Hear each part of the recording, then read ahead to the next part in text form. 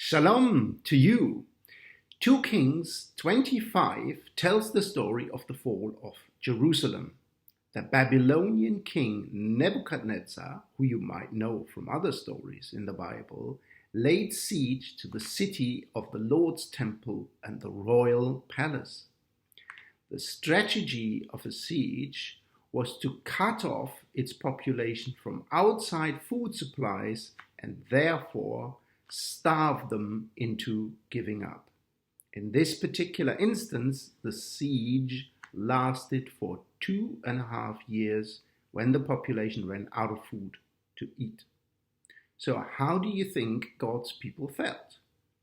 Firstly, I'm sure they were panicking. There might have even been a certain amount of panic buying going on, certainly not for toilet rolls, they didn't use them back then, but very likely for flour to make bread. Secondly, they must have been really scared because Nebuchadnezzar was known for his military might. He was the Napoleon of his time.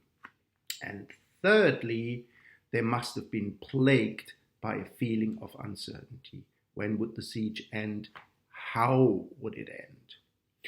How can this be applied to today? I'm sure that there is quite a few people who are fearful. They are afraid of catching the virus. They might be afraid that a loved one could get the virus, afraid of future unemployment, afraid that their investments will never recover. I could go on and on and on. Fear can be extremely paralyzing, and it can take hold of followers of Christ too. To conquer fear, you have to actively fight it. Proclaim God's truth by reading out key passages from the Bible. Play worship music.